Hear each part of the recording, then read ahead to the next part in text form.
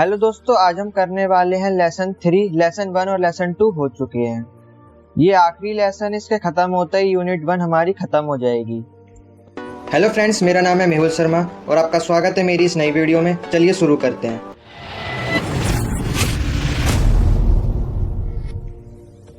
तो लेसन 3 का नाम है फाइनेंशियल प्लानिंग एंड बजटिंग। अब आप इसका स्ट्रक्चर देख लीजिए कि हम क्या क्या पढ़ने वाले हैं। इंट्रोडक्शन। अब देखिए, आपने अब तक पढ़ लिया कि फाइनेंशियल लिटरेसी क्या होती है और उसके लिए हमें क्या क्या स्किल रिक्वायर्ड होती हैं, और हमें अब तक समझ आ गया है कि हमें फाइनेंशियली वेलबींग कैसे होना है, हमें सेल्फ कॉन्फिडेंस कैसे डिराइव करना है, और जितने भी कॉन्फिडेंस ग्रैप आइडियाज है जैसे कि सेविंग, इन्वेस्टिंग, डेथ, तो इन सब से हमें कैसे डील करना है, तो ये सब हम अब तक समझ चुके हैं। और हमने कुछ फाइनेंशियल इंस्टीट्यूशन के बारे में भी जान लिया, जैसे कि बैंक हो गया है ना, इंश्योरेंस कंपनीज हो गई, पोस्टल हो गई, तो हमने इन सब के बारे में भी जान लिया है। और हमने ये भी देखा कि जो जितनी भी कंपनीज होती हैं ये फाइनेंशियली ट्रांजैक्शन को कैसे डील करती हैं ना, कैसे डिपॉजिट लेती हैं, कैसे लोन देती हैं, कैसे इन्वेस्टमेंट करना होता है, तो कैसे हम करेंसी को एक्सचेंज कर सकते हैं, तो हम सब ये सब इसके बारे में हम पढ़ चुके हैं। अब देखिए, बोल रहे हैं कि आप इस चैप्टर में फंडामेंटल्स ऑफ इकोनॉमिक्स सीखेंगे।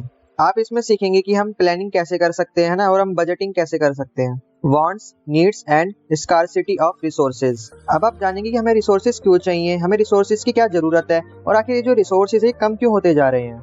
स्कार्सिटी मतलब होता है किसी चीज की कमी होना। अब देखिए, कोई व्यक्ति कैसे जीवित है, वो कैसे कार्य कर रहा है ना, मतलब कैसे वो सर्वाइव कर रहा है, कैसे वो फंक्शन कर रहा है, तो उससे हम क्या डिटरमाइन कर सकते हैं कि उसकी फिजियोलॉजिकल, इंडिविजुअल और सोशियो इकोनॉमिक नीड्स क्या क्या है। अब देखिए, कोई भी जो मॉडर्न अर्बन गाय है, मतलब कोई भी एक शहरी व्यक्ति है, उसको क्या जरूरत होती है ट्रांसपोर्टेशन की, क्योंकि जहाँ पे भी वो एम्प्लॉयड होता है, मतलब जहाँ पे उसकी नौकरी लगी रहती है, उसके घर से तो काफी ज्यादा दूर होती है, तो उसको क्या चाहिए होती है ट्रांसपोर्टेशन, उसको बाइक चाहिए, कार चाहिए, तो ये सब चीजें चाहिए रहती है। वहीं उसको फूड मिलेगा और भी कई सारी चीजें उसको जरूरत की मिलेंगी। Economic view of needs and wants. अब देखिए, एक जो इकोनॉमिक मैन है, एक फिक्टिशियस मतलब एक काल्पनिक का इकोनॉमिक मैन है, वो क्या चाहता है कि वो ज्यादा से ज्यादा प्रोडक्ट का, सर्विसेज को कंज्यूम कर सके और उसको एक बहुत बड़ी एक डिग्री मिल जाए यूटिलाइजेशन और सेटिस्फेक्शन की। लेकिन ऐसे में क्या होता है, जो ऐसा है जो इकोनॉमिक गाय होता है, उसका जो मतलब उसकी जो नीड है वो कभी भी खत्म नहीं होती, वो एंडलेस रहती है। तो जो अकॉर्डिंग टू इकोनॉमिक थ्योरी, तो इकोनॉमिक जो थ्योरी है वो क्या कहती है, वो कहती है कि जो नीड होती है उसको तो हम फुलफिल कर सकते हैं, लेकिन जो हमारी चाहत है, मतलब जो इच्छाएं हैं, वो कभी भी फुलफिल नहीं हो सकती। अब देखिए, इसी को एक एग्जांपल से समझा रखा है। मान लीजिए आप एक बेडरूम, आपके पास एक बेडरूम है, आप एक हाउस में रहते हैं। अब मान लीजिए आपकी शादी हो गई है, अब आपको क्या चाहिए, एक टाउन हाउस चाहिए, मतलब बड़ा सा घर चाहिए।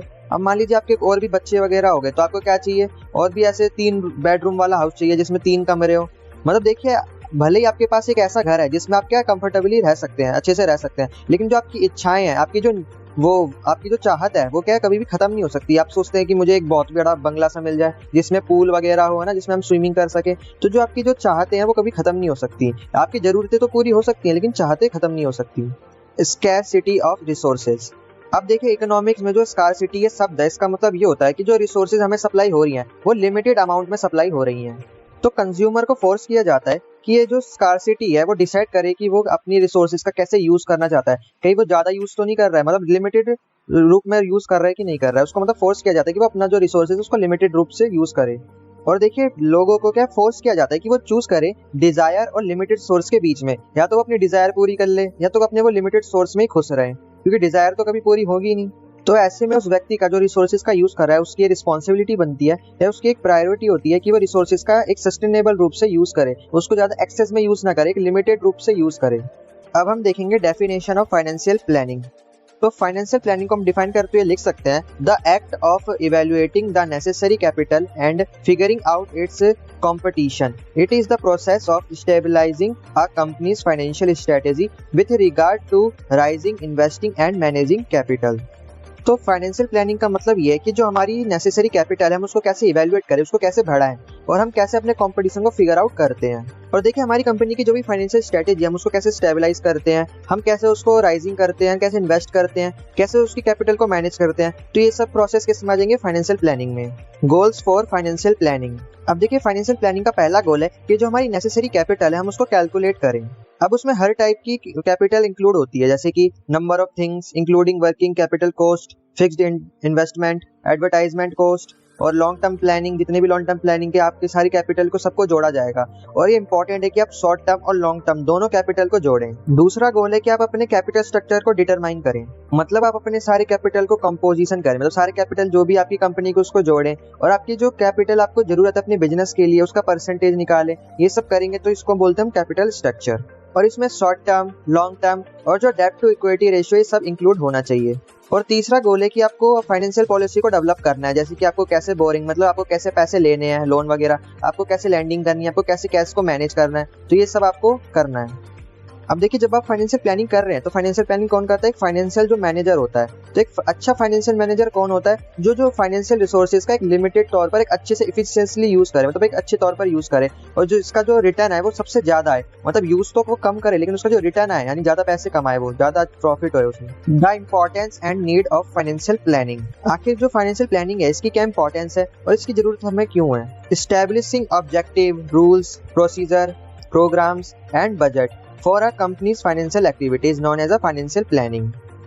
अब देखिए, जो कंपनी है उसकी जितनी भी फाइनेंशियल एक्टिविटी है, चाहे वो ऑब्जेक्टिव हो गए, उसके रूल को स्टैब्लिश करना, कैसे प्रोसीजर है, प्रोग्राम है, बजट को बनाना, तो ये सब किसके अंदर जाते हैं? फाइनेंशियल प्लानिंग के अंदर आ जाते हैं। और देखिए, फाइनेंशियल प्लानिंग की मदद से हमें एक guarantee suitable financial and investment policy मिलती है। अब देखिए, फाइनेंशियल प्लानिंग की कुछ इंपॉर्टेंस बता रखे हैं, चलिए एक एक करके देखते हैं। The necessary finance must be raised.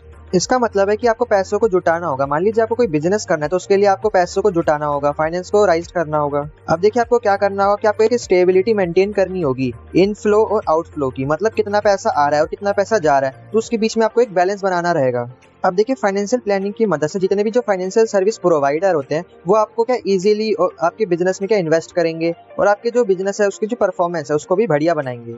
जो फाइनेंशियल प्लानिंग होती है वो आपकी डेवलपमेंट में है ना, आपकी ग्रोथ में, आपके जो भी स्ट्रेटेजी है उसके एक्सपेंशन में, लॉन्ग टर्म में आपको आपकी कंपनी को काफी ज्यादा फायदा पहुंचाती है। अब देखिए, जब आप फाइनेंशियल प्रिपरेशन करते हैं तो ये आपके रिस्क को काफी हद तक कम कर देती है।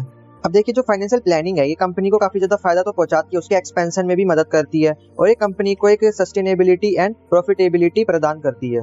अब देखिए, आपको एग्जांपल के रूप में सब समझा रखा है कि फाइनेंशियल प्लानिंग कैसी करनी चाहिए, तो मैं इसको फिलहाल के लिए स्किप करवा रहा हूँ, ये आप खुद ही पढ़ेंगे तो आपको अच्छे समझ आ जाएगा। Individual financial planning. आपको इंडिविजुअल है वो फाइनेंशियल प्लानिंग कैसे करेगा, चलिए देखते हैं। सबसे पहले है मनी मैनेजमेंट। सबसे पहले तो वो मनी का प्रबंध करेगा, फिर क्या करेगा? लिमिटेड एक्सपेंशन, जो भी वो एक्सपेंशन कर रहा है उस पर लिमिटेड करेगा, मतलब एक सीमित मात्रा में खर्च करेगा। Keep a personal balance sheet up to date, मतलब उसकी जो भी बैलेंस शीट है उसको क्या है वो देखता रहे कि कहाँ पे मेरा खर्च हो रहा है, कहाँ पे मेरा खर्च नहीं हो रहा है, मतलब देखता रहे, नजर लगाता रहे। Ideal way to handle extra money. अब वो मनी, जो एक्स्ट्रा मनी आ गया उसको कैसे हैंडल करना है उसके क्या आइडिया सीख सकता है। Establish a personal investment portfolio. अब वो क्या कर सकता है? पर्सनली जो भी उसने इन्वेस्ट करा है उसका एक पोर्टफोलियो बना सकता है। Retiring planning. अब वो रिटायरमेंट की प्लानिंग कर सकता है कि मतलब कितना पैसा मुझे बचाना चाहिए रिटायरमेंट के टाइम पर। मैनेज योर डेप्थ वेल, अपने डेप्थ को मैनेज करें। गेट कवरेज, कवरेज को प्राप्त करें।